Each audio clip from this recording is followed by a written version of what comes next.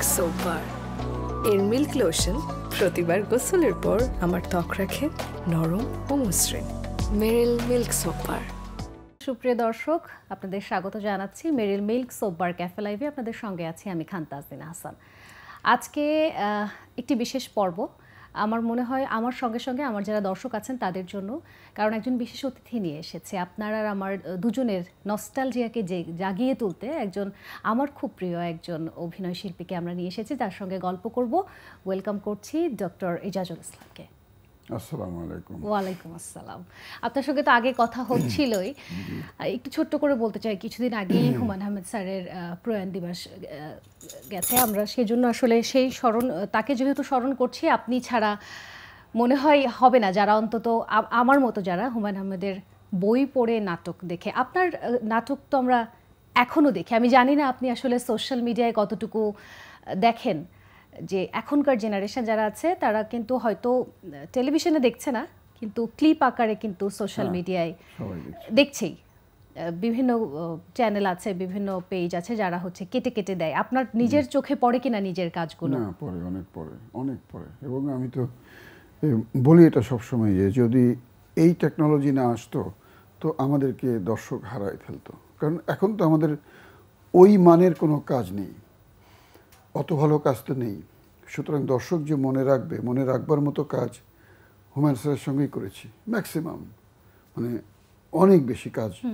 ভালো কাজ যদি বলি, ভালো কাজ অধিকাংশ হুমায়ূন স্যারের সঙ্গেই করেছি। তো যদি সেই ক্লিপগুলি এখন না দেখতো, যদি এই টেকনোলজি না থাকতো, যদি মোবাইলে নাটক না আসতো, মোবাইলে ছবি না আসতো, তো আমাদের ভালো কাজ তো আর দর্শক দেখতো না।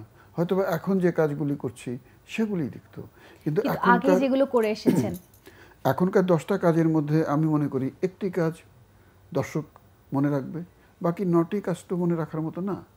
তো মনে রাখার মতো কাজগুলি এখন দর্শক দেখতে পাচ্ছে ডিউ টু টেকনোলজি। এটি আমাদের বিরাট ভাগ্য। এই টেকনোলজি না থাকলে আমরা ওই ভালো কাজগুলি দর্শকদের দেখাতে পারতাম, দর্শকও বঞ্চিত হতো। আর যেহেতু হুমায়ূন স্যারের কথা বলছিলাম, আমি জানি প্রতিটা ইন্টারভিউতেই হয়তো আপনাকে এই প্রশ্নের সম্মুখীন হতে হয়, তার সঙ্গে আপনার আসলে রসায়নটা কেমন ছিল, আসলে এখন কোন কোন জিনিসগুলো মনে পড়ে এখন পর্যন্ত, মানে নির্মাতা হিসেবে আর ব্যক্তি হিসেবে? আমার কাছে নির্মাতা হিসেবে তো আমার দেখা সবচাইতে বড় নির্মাতা উনি, বড় লেখক উনি, বড় নাট্যকার উনি, বড় চলচ্চিত্রকার উনি, এবং বড় মানুষ উনি। কারণ কে কি বলবে জানি না, আমি যে স্নেহ ওনার কাছ থেকে পেয়েছি একজন শিল্পী হিসাবে, একজন পরিচালকের কাছ থেকে, এটি আমি আগে কখনো পাইনি। এবং যে কদিন বাঁচবো, আর জীবন তো প্রায় শেষের দিকে, যে কদিন বাঁচবো আমার মনে হয় না যে অত স্নেহ আর কারো কাছ থেকে পাবো, আমার মনে হয় না। এটা কোনো কি দুঃখের স্মৃতি আছে? মন খারাপ করা একটা কথা বলেছে, শুটিং করছেন, একটু দুঃখ দিয়েছে। আমরা জানি মাঝে মধ্যে একটু বোধহয় রূঢ় হয়ে যেতেন হুমায়ূন স্যার। রূঢ় হতেন, এরকম অনেক বকা আমি খেয়েছি, প্রচণ্ড বকা খেয়েছি। আমার মতো বকা আমার মনে হয় নুহাস চলচ্চিত্রে যারা কাজ করতো আমার মতো কেউ খায়নি। আমি সবচেয়ে বেশি বকা খেতাম, এবং আমার মনে হয় সবচেয়ে বেশি স্নেহ পেয়েছি জন্যই বেশি বকা খেতাম। যেরকম আপনি আপনার মার কাছ থেকে যত বকা খেয়েছেন, যে বেশি ভালোবাসবে, হ্যাঁ, আমার বাবা আমাকে যত বকা দিতেন, তখন তো বাবারা মারতেন, আমি প্রচণ্ড মার খেয়েছি, আব্বার প্রচণ্ড মার খেয়েছি, তো আম্মারও খেয়েছি। তো এখন ভাবি যে যদি ওই মার না খেতাম, ওই বকা না খেতাম, কোথায় হারিয়ে যেতাম, কোথায়? কেন তখন তো নানা রকম জিনিস মাথায় ছিল।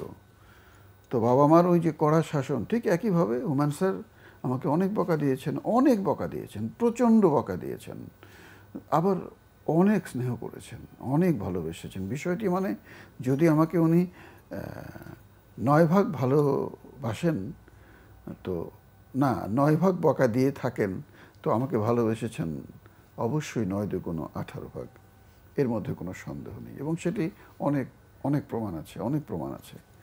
তো এই জন্য স্যারের সঙ্গে, আর দুঃখের স্মৃতি যেটা বললেন যে স্যার মৃত্যুকে খুব ভয় পেতেন, খুবই ভয় পেতেন, যে আমি ভয় পাই। আমি যেরকম, মানে আমার মনে হয় যে আল্লাহ, আমার যখন পেশেন্টরা আসে, সেদিন একজন পেশেন্ট দেখলাম 110 বছর বয়স। তো আমি দেখে বললাম যে যাওয়ার সময় ওনাকে বললাম যে আপনি দোয়া করবেন আপনার মতো আয়ু যেন আমি পাই। আমার খুবই বাঁচার ইচ্ছা, কারণ অবশ্যই আমাদের জীবনে সবারই দুঃখ আছে, দুঃখ ছাড়া তো আর কারো জীবন নেই, আমার জীবনেও দুঃখ আছে, কিন্তু এই দুঃখ নিয়েই আমি অনেক দিন বাঁচতে চাই, দুঃখ নেই বাঁচতে চাই অনেক জীবনের বাঁচার মানে তো অবশ্যই দুঃখ আমার থাকবেই। পৃথিবী ছাড়তে ইচ্ছা করে না। খুব সুন্দর সহজ স্বীকারোক্তি, খুব সুন্দর। হুমায়ুন স্যারের স্মৃতিতেই তো আলোচনা করছি এখন। নুহাশপল্লীর পুকুরের পাড়ে অনেক বড় একটা পুকুর ছিল,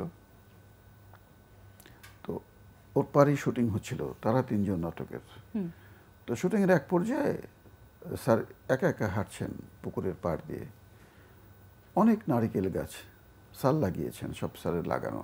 আমি স্যারের পিছনে পিছনে হাঁটছি, অনেক বড় চামচা ছিলাম আর কি, মানে স্যার যেখানে আমি পেছনে, স্যার যেখানে আমি পেছনে। তো হাঁটতে হাঁটতে স্যার হঠাৎ করে থামলেন, থেমে বললেন, ডাক্তার তুমি চিন্তা করো তো, এই যে নারিকেল গাছগুলি আমি লাগালাম, এই গাছগুলি যখন বড় হবে, এত বড় একটা পুকুর, চারপাশ দিয়ে এতগুলি গাছ, কেমন লাগবে দেখতে বলো, সুন্দর লাগবে না? আমি বললাম জি স্যার। তো তারপরে স্যারের মনটা খুব খারাপ হয়ে গেল এবং মুখটা একদম লাল। আমাদেরকে একটা লুক দিলেন, একটু তাকালেন, তারপরে আবার দৃষ্টি ফিরায় নিয়ে বললেন, দুঃখটা কি জানো, তখন আমি থাকবো না। অর্থাৎ এই যে চলে যাওয়ার বিষয়টি যখন স্যার মনে করতেন, অত্যন্ত কষ্ট পেতেন, অত্যন্ত কষ্ট পেতেন। মাঝে মধ্যে বলতেন যে আচ্ছা কেন যেতে হবে, কেন আমি এত সুন্দর পৃথিবী ছেড়ে চলে যাব, কেন যাব? স্যারের খুবই বাঁচবার ইচ্ছা ছিল, বাঁচবার আকুতি ছিল, কিন্তু নিয়তি এরকমই যে উনি অনেক আগে চলে গিয়েছেন, কম বয়স ওনার যাওয়ার কথা না। ইউজুয়ালি এখনকার প্রেক্ষিতেও ওনার আরো 10 বছর বাঁচা উচিত ছিল। আমাদের গড় আয়ু এখন যা, তাতে স্যারের আরো 10টা বছর বাঁচা একেবারেই উচিত ছিল আমার মনে হয়। অবশ্যই। এবং প্রতি বছর যখন তার প্রয়াণ দিবস আসে, একটি কথা আমি ঘুরে ফিরেই দেখি, সোশ্যাল মিডিয়া হোক বা কোনো গণমাধ্যমে, একটি কথা আমাদেরও মনে আসে আসলে, যে উনি বলেছিলেন যে পৃথিবীতে ফিনিক ফোঁটা জ্যোৎস্না আসবে কিন্তু আমি থাকবো না। যতবারই এই লাইনটা পড়ি আসলে উপলব্ধি করা যায় যে কত কষ্ট থেকে যেই সুন্দর পৃথিবী ছেড়ে চলে তো যেতেই হবে। খুবই দুঃখজনক, আমরা আসলে আর ঢুকতে চাই না। আমরা এবার লটারি নিয়ে কথা বলতে চাই, এটার গল্প যেহেতু শুনছিলাম, এবার এই গেমটাই আপনাকে দিয়ে আমরা খেলাবো। এটার মধ্যে 5টা চিরকুট আছে, 5টা চিরকুটে 5টা প্রশ্ন, 3টে প্রশ্নের উত্তর দিতে হবে আপনাকে। আমি পড়ে দিতে পারি আপনি চাইলে। প্রথম প্রশ্ন, 300 টাকায় রোগী দেখেন, এটা কি গরিবের জন্য সহযোগিতা নাকি প্রচারণা? এটাই বড় বিপদ। মানে অনেকেই গালিগালাজ করে, প্রচন্ড গালিগালাজ করে, মনে করে এটা প্রচারণা, কিন্তু আসলে আমি এটা জানতামও না। হয় না যে যেরকম এই যে আমি প্রথম আলোতে আসবার সময় একটু সময় বৃষ্টিতে ভিজতে হয়েছে, বাইরে কিন্তু প্রচন্ড বৃষ্টি। তো এই বৃষ্টিতে ভিজতে ভিজতে কিন্তু আমার সঙ্গে অনেকেই ছবি তুলেছেন, ভিজতে ভিজতে ছবি তুলেছি। এখন বৃষ্টি হচ্ছে, এর মাঝেও দর্শকরা ছবি তুলবেন, আমি তো না তুলে পারি না, এটা আমি পারি না, আমি তুলি সব সময়। তো কোন পেশেন্ট কখন আমার কোন আচরণে অতি মুগ্ধ হয়ে এরকম একটা স্ট্যাটাস কখন কোথায় দিয়েছেন সেটি অনেকেই দেখেছে, লক্ষ কোটি মানুষ দেখেছে, দেখে এটা সবার মধ্যে জানাজানি হয়ে গিয়েছে। তো অনেকেই ভাবে যে এটা কি উনি প্রচারণা করছেন কিনা, কিন্তু আসলে আমি বিষয়টা জানিও না। তারপরে হয়েছে, হ্যাঁ, আমি মানুষের কাছ থেকেই শুনেছি যে আমি গরিবের ডাক্তার। তো এখন এটা নিয়ে অনেকেই আজে বাজে কথাও বলে, ভাববেই তো এটা। কারণ আপনার আইডিওলজিটা কি? আমি এগুলি কোনোটাই নিয়েই আমি চিন্তাগ্রস্ত না। আমাকে অনেকেই গালি দিয়েছেন এই বিষয়টি নিয়ে, আবার অনেকে অনেক প্রশংসা করেছেন। আমি মনে করি যে আমি এভাবে কাজ করে যাচ্ছি, করে যাই, এটি হচ্ছে আমার কথা। কারণ এবং তারপর আমি এখন একটু সাবধান হয়েছি, সেটি হচ্ছে যে চেম্বারে অনেকেই এখন ছবি তুলতে চায়, দেখা হলো তারপরে স্যার একটা ছবি তুলি, হ্যাঁ হ্যাঁ চাইবেই, এখন সেটি তুলি না ভয়ে যে আবার ছবি তুলে পোস্ট করে দেবে, যদি আবার সে আমার মহা প্রশংসায় মত্ত হয়ে যায় তখন আবার সমালোচনার সবাই ভাববে সম্মুখীন তো আপনাকেই যে হতে তুমি হচ্ছে। রোগীদেরকে দিয়ে নিজের প্রচারণা করাচ্ছ। চালাও। যে কারণে আমি এখন চেম্বারে ছবি তোলা বন্ধ করে দিয়েছি। তারপরেও তুলতে হয়, কারণ মাঝে মাঝে কেউ কেউ এমনভাবে অনুরোধ করে, সেটাই স্বাভাবিক। তখন মনে হয় যে এই অনুরোধটি না ফেলা অনেক বড় অহংকারের কাজ হবে। এত অহংকার করবার মতো তো আমার কিছু নেই। স্যার আর বাকি আর দুটো প্রশ্ন।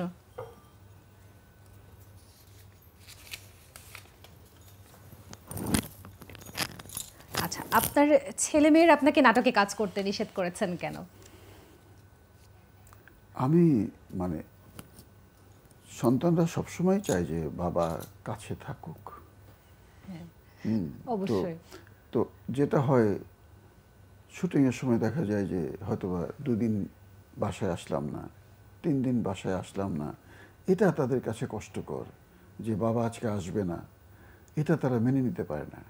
যেমন আমার স্ত্রী পারে না, সেরকম আমার ছেলেমেয়েরাও পারে না। তার উপর আপনার দুটো পেশা যদি হয়। হ্যাঁ, সবাই চায় যে বাবা কাছে কাছে থাকুক। থাকুক। আমার বউ চায় যে আমি বাসায় রাতে আসি। তো আমার অ্যাবসেন্সটা ওরা কেউ মানতে চায় না। খুবই সহজ, কারণ আপনাকে মিস করে অনেক। এরা অনেক অনেক, আমি বলবো যে আমার স্ত্রী আমাকে অনেক বেশি ভালোবাসে, আমার সন্তানরা আমাকে অনেক বেশি ভালোবাসে। বাহ। ওরা চায় না যে বাবা দূরে থাকুক, কিংবা আমার স্ত্রী চায় না যে আমার হাজব্যান্ড দূরে থাকুক। এটি হচ্ছে কারণ।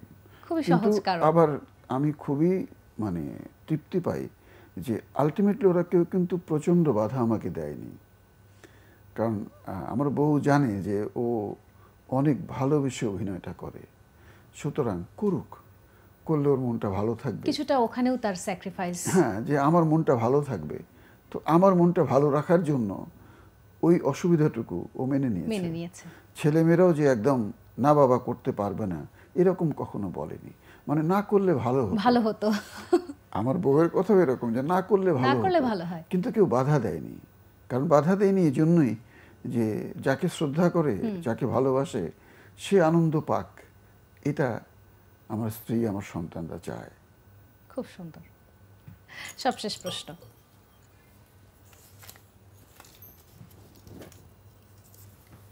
Thank you.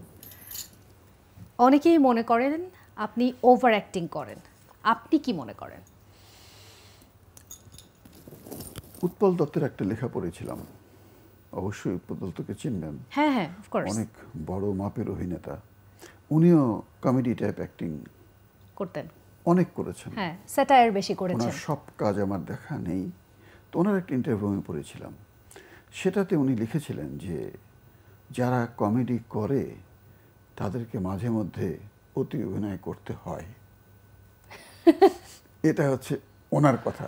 তো ওনার কথাটা শুনবার পর আমার অনেক মানে খুবই প্রশান্তি লাগে যে না, ইয়েস, আমি অতি অভিনয় করি না, মাঝে মধ্যে করা উচিত। কিন্তু হুমায়ুন স্যার বলতেন একদম সঠিক কথাটি। হুমায়ুন স্যার আমি যখন অ্যাক্টিং করতাম তখন বলতেন যে ডাক্তার, তুমি কিন্তু মাঝে মধ্যে সীমা লঙ্ঘন করো, অর্থাৎ ওভার অ্যাক্টিং করি। এবং স্যার বলতেন যে দেখো, কমেডি আর ভাড়ামি খুবই কাছাকাছি, পাশাপাশি চলে, খুবই কাছাকাছি পাশাপাশি চলে। তুমি যদি কমেডি একটু ওভার করো তাহলে সেটা হয়ে যাবে ভাড়ামি, এবং তখনই তুমি শেষ। এক্স্যাক্টলি হুমায়ুন স্যার এভাবেই বলতেন যে কমেডি সবচেয়ে কঠিন অভিনয়, অনেক মাপ যোগ করে পরিমিতি রেখে অভিনয় করতে হয়, সেটি করতে না পারলেই তুমি ভাড়। তো ভাড় তো আর হওয়া যাবে না। এবং আমার মনে আছে যখন হয়তো একটা সিন আমরা করছি, হুমায়ুন স্যার একটু চা খেতে যাবেন কিংবা একটু বিশ্রাম নিতে যাবেন, যাবার সময় অ্যাসিস্ট্যান্ট ডিরেক্টরকে বলে যেতেন, এই ডাক্তারকে টান দিয়ে ধরবা। টান দিয়ে ধরবা মানে ডাক্তার যেন অতি অভিনয় না করে ফেলে।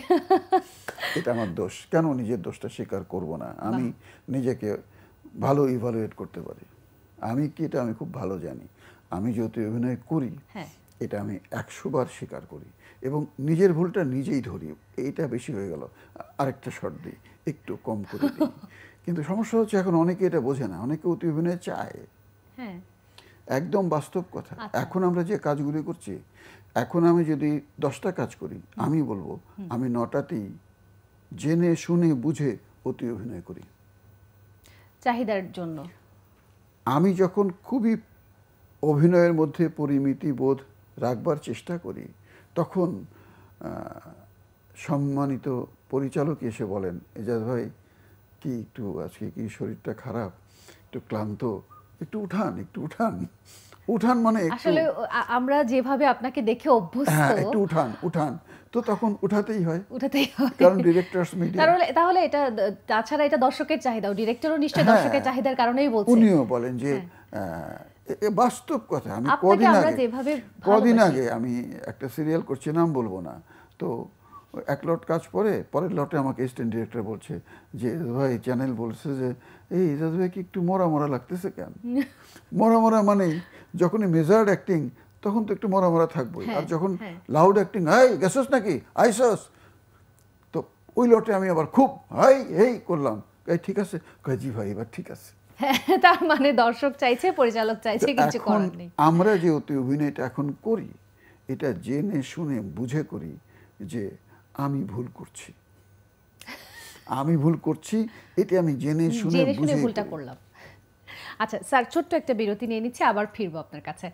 দর্শক দেখছেন Meril milk soap bar cafe live, ফিরছি ছোট্ট একটা বিরতির পর।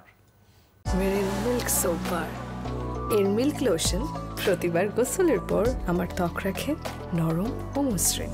মেরিল মিল্ক সোপ বার। ফিরে এলাম ছোট্ট একটা বিরতির পর। দেখছেন Meril milk soap bar cafe live, আমাদের সঙ্গে আছেন ডক্টর এজাজ।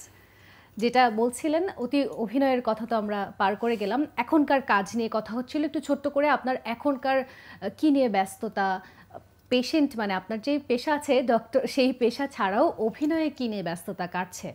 অভিনয় এখন যে কাজটি সবচেয়ে বেশি দেখছে সবাই, সেটা হচ্ছে দেনা পাওনা, একটি সিরিয়াল, সিনেমাওয়ালার মোহাম্মদ মোস্তফা কামাল রাজের, সোহাগ রানা ডিরেকশন দিচ্ছে। এই কাজটি দর্শক খুবই দেখছে এবং খুবই দেখছে, এটা ভালো লাগছে। আবার এই কাজটিতে সবচেয়ে প্রশান্তির বিষয় যে আমি মনে হয় সঠিক অভিনয়টা করবার সুযোগ পাচ্ছি। আচ্ছা, এখানে অতি অভিনয় করা লাগছে না এবং মানে ডিরেক্টর আমার খুবই পছন্দের, রাজভাই। হ্যাঁ, রাজভাই তো আমার খুবই পছন্দের একজন ডিরেক্টর, এবং সোহাগ রানা যে কাজ করছে সে কখনোই অতি অভিনয়ের পক্ষে না।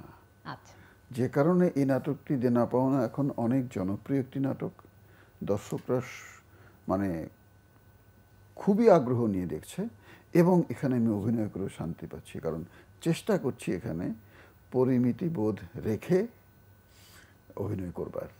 আর বাকি যেগুলি করছি একটুও দুর্নাম করা উচিত না, কিন্তু সব জায়গাতে একটু গরম হতে হচ্ছে বেশি, করবার কিছু নেই।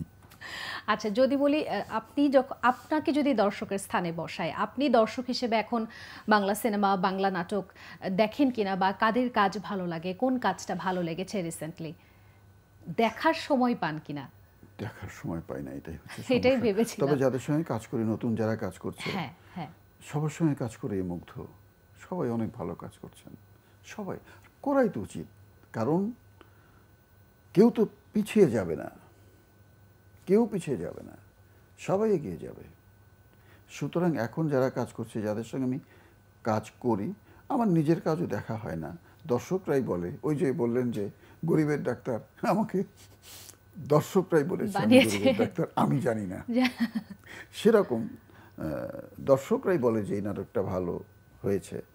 কিন্তু আমি যাদের সঙ্গে কাজ করছি, কাজ দেখা হয় না কিন্তু কাজ করা হচ্ছে তো অনেক, আমি সবার কাজেই মুগ্ধ, সবাই অনেক ভালো অভিনয় করেন, নতুন যারা আসছেন সবাই অসাধারণ, অনেক ভালো। বাংলা নাটকের পরিবর্তনের কথা যদি বলি, অনেক দর্শকই মনে করেন, আমি জানি না, আপনি সোশ্যাল মিডিয়ায় দেখেন কিনা, হর হামেশা এই ধরনের বিতর্ক থাকে যে বাংলা নাটক এক সময় যেমন ছিল, ছোট করে বলতে গেলে যে ইনোসেন্সটা ছিল এখন একটু অতিরঞ্জিত, অনেক ব্যাপার আছে বা একঘেয়েমিতা চলে এসেছে। আপনি এরকম দেখেন কিনা, বা বড় দাগে আসলে কি ধরনের পরিবর্তন? সব কাজের সমালোচনা তো হবেই, এবং সমালোচনা তো না থাকলে ভালো কাজ কি করে হবে। সুতরাং সবসময় সব সমালোচনা, আমি মনে করি যদি আমরা ভালো ভেবে নেই যে সে আমার শুভাকাঙ্ক্ষী জন্যই আমাকে গালিটা দিয়েছে, সে আমাকে ভালোবাসে জন্যেই আমার অভিনয়ের সমালোচনা করেছে, আমি যদি এই বিষয়টি মাথায় রাখি তাহলে তো খারাপ লাগার কথা, এগুলি আমাকে উৎসাহই দিবে। আমি যদি মনে করি যে আমি বিরাট কিছু হয়ে গেলাম, আমার সব কাজ মানুষ ভালো বলবে, সেটা তো ভুল। আমার কাজে সমালোচনা করবে, এবং সমালোচনাটা আমি অবশ্যই আমার শুভাকাঙ্ক্ষী কেউ করছে এটি ভেবেই গ্রহণ করব। বাহ, খুব সুন্দর স্যার। আমরা শেষ পর্যায়ে চলে এসেছি। আর একবার আপনাকে প্রশ্নবাণে জর্জরিত করতে চাই, যদিও এতক্ষণ অনেক প্রশ্নই করেছি। আমাদের এই পর্বের নাম 10-এ বস। 10টি প্রশ্ন করব র্যাপিড ফায়ারের মতো, প্রত্যেকটি প্রশ্নের উত্তর দিতে হবে ছোট্ট করে এক কথায়। শুরু করছি। চিকিৎসক নাকি অভিনেতা, কোন পরিচয় দিতে আপনার বেশি ভালো লাগে? চিকিৎসক। আমি ভেবেছিলাম আপনি হয়তো অভিনেতা বলবেন। আচ্ছা, সহশিল্পীদের জন্য বিনামূল্যে চিকিৎসা কি দেবেন? হ্যাঁ, অবশ্যই। আচ্ছা, জীবনের কোন সময়টা খুব মিস করেন? বাবা মার সঙ্গে কাটানো সময়টা। নিঃসন্দেহে। ব্যক্তি জীবনে আপনি কি অনেক মজার মানুষ? না। আচ্ছা, একদমই অপোজিট তাহলে আপনি। আচ্ছা, কোন সময় হুমায়ুন আহমেদ স্যারকে খুব বেশি মনে পড়ে? শুটিংয়ের সময়। সেটাই স্বাভাবিক। হ্যাঁ, কোন চরিত্রটি আবারও করতে পারলে আপনার ভালো লাগতো? হুমায়ুন স্যারের সব চরিত্র। আমাদেরও ভালো লাগতো দর্শক হিসেবে। গরিবের ডাক্তার শুনতে কেমন লাগে? মানুষের যখন গালি খাওয়া শুরু করি তখন ভালো লাগে। ভালো লাগে না? তারপর ভালো লাগে। আপনি কি ভাগ্যে বিশ্বাসী? আমি আল্লাহ পাকে বিশ্বাসী। আচ্ছা, ছোটবেলায় কি হতে চেয়েছিলেন? ডাক্তার, ইঞ্জিনিয়ার, অধ্যাপক। কি হতে চেয়েছিলাম এমন সুনির্দিষ্ট কোনো লক্ষ্য আমার ছিল না, তবে অভিনেতা হবার একটু লক্ষ্য ছিল। সেখান থেকে দুটো জিনিস হয়ে গিয়েছেন। এই সময়ে কমেডি চরিত্রে কাদের অভিনয় আপনার ভালো লাগে? এখন মোটামুটি সবাই কিন্তু একটু মার্জিত কমেডি করে যাচ্ছেন, সবাই। তো সবারটাই ভালো লাগে, আমার কারোটাই খারাপ লাগে না। আমি বললাম না, যাদের অভিনয় যখন দেখি হুট করে আমার খুব ভালো লাগে, একদম সত্যি কথা বললাম। স্যার, কাউকে কষ্ট দিতে চাইছেন না। আমরা শেষ পর্যায়ে চলে এসেছি। আমার একটা ব্যক্তিগত প্রশ্ন করে শেষ করতে চাই। আমি খুব ছোটবেলায় আপনার প্রথম কাজ দেখেছিলাম আমার বাবার সঙ্গে। আপনি মাটি বাবার চরিত্রে অভিনয় করেছিলেন।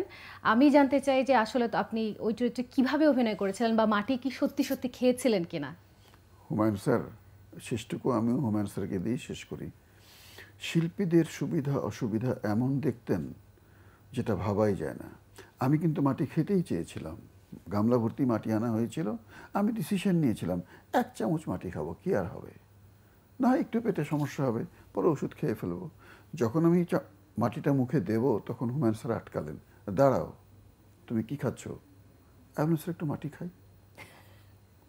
প্রচণ্ড বকা দিলেন স্যার, দিয়ে বলুন মাটি খাবে তুমি, ফাজলামি করো, এই মাটির মতো কি হয়, খাবার যোগ্য কিছু বানাও, তারপর শ্যুট করবে। শুটিং বন্ধ। আমার মাথাতেই আসলো কাঁচা কলা সিদ্ধ করে একটু হলুদ দিলাম, দেবার পরে ওইটার রং মাটির মতো হয়ে গেল, জয়দেবপুরের লাল মাটি। আচ্ছা। তখন ওই মাটির পাশে কাঁচা কলার ভর্তা রাখলাম, আমি কাঁচা কলার ভর্তাটা খেলাম। স্যারকে বললাম, স্যার এটা কাঁচা কলার ভর্তা। তারপর শুটিং হলো। কজন পরিচালক ভাবেন শিল্পীর কথা, শিল্পীর সুবিধা অসুবিধার কথা? অনেকেই ভাবেন না। কাজটুকু হলেই হলো, তারপর আপনার কি হবে সেটি ভাববার সময় কিন্তু এখন কারোই নেই। সবাই স্বার্থপর হয়ে গিয়েছি না?